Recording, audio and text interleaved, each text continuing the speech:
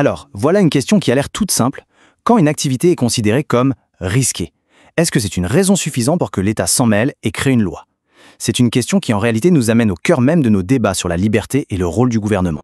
Pour décortiquer ça, voici le plan de match. On va d'abord voir que le risque est omniprésent, ensuite on plongera dans l'argument principal de l'auteur, on verra une distinction super importante entre deux types de risques, on testera l'idée face aux objections, et on finira sur la vision d'ensemble. Allez, on commence avec une idée de base, mais qui est vraiment la clé de tout. Le risque, ce n'est pas l'exception, c'est la norme.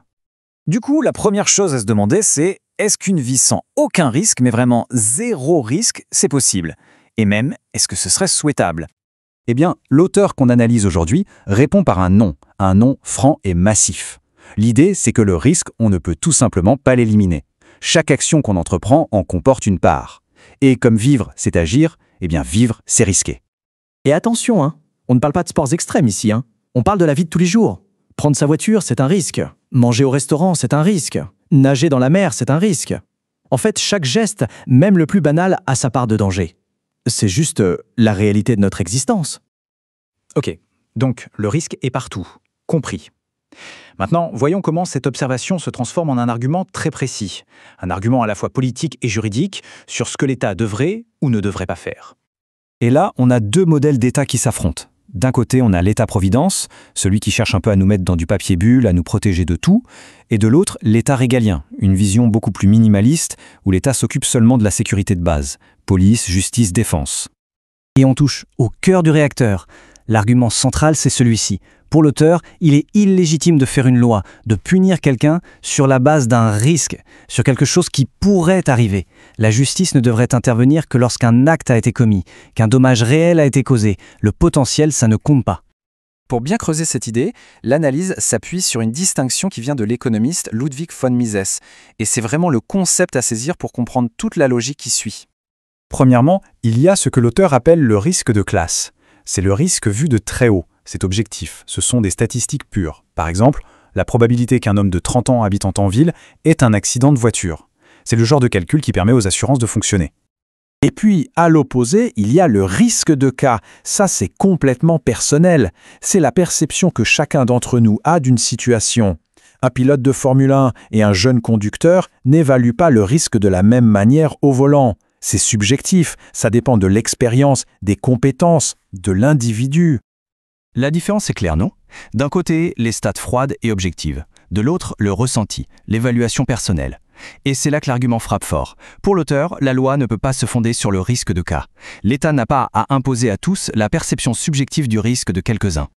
Bien sûr, une théorie pareille, ça soulève plein de questions et d'objections. Ce qui est intéressant, c'est que le texte les anticipe et y répond de front. C'est un peu le crash test de la pensée. L'objection numéro 1, la plus évidente, c'est bien sûr celle du code de la route. On se dit tous, mais enfin, c'est normal de limiter la vitesse, non? C'est une question de sécurité pour tout le monde. La réponse de l'auteur est pour le moins déroutante. Il considère qu'un radar, par exemple, punit une possibilité d'accident, pas un dommage réel. Rouler vite, en soi, ce n'est pas une faute.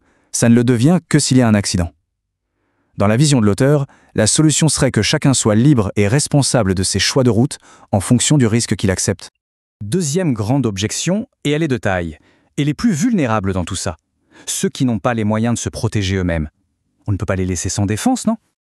Là encore, la réponse va à contre-courant. La source suggère que la meilleure protection ne vient pas de l'État, mais du marché, qui propose des solutions infinies et sur mesure. Une bonne serrure, une assurance, une alarme. Le marché est créatif. Et surtout, l'argument massu est « qui sait mieux que l'individu lui-même de quelle protection il a besoin ?» Allez, dernière objection, et c'est du lourd. Qu'est-ce qu'on fait des risques qui sont tellement énormes, tellement catastrophiques, qu'ils dépassent l'individu? Le nucléaire, par exemple. Là, l'État est bien obligé d'intervenir massivement, non? Et là, l'argument est sans doute le plus surprenant. Pour l'auteur, dans une société vraiment libre, où une entreprise serait 100% responsable financièrement en cas d'accident, eh bien la fission nucléaire n'aurait sans doute jamais vu le jour. Aucune entreprise privée n'aurait pris un risque aussi colossal. Les catastrophes comme Tchernobyl seraient donc dans cette logique des échecs de l'État qui a garanti ses projets, pas des échecs du marché. D'accord. On a bien vu la critique de cette législation basée sur le risque. Mais alors, c'est quoi l'alternative? Quelle est la vision de la société qui se cache derrière tout ça? Le fondement de cette vision, c'est un principe aussi simple que radical, la responsabilité. Chacun paye pour les avantages qu'il obtient et pour les dommages qu'il cause. C'est direct, c'est clair. Cette idée de responsabilité s'accompagne d'une méfiance profonde envers toute forme de monopole. Car pour l'auteur, le monopole de l'État sur la décision de ce qui est trop risqué pour tous est une des plus grandes menaces pour la liberté. Finalement, l'auteur suggère que ce débat sur le risque cache peut-être une peur très profonde.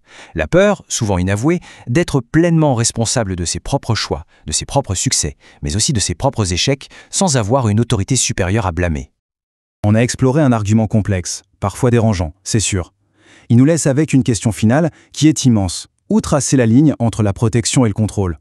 En voulant nous protéger de tous les risques, jusqu'où sommes-nous prêts à accepter d'être contrôlés? Voilà une question qui, elle, mérite vraiment qu'on y réfléchisse.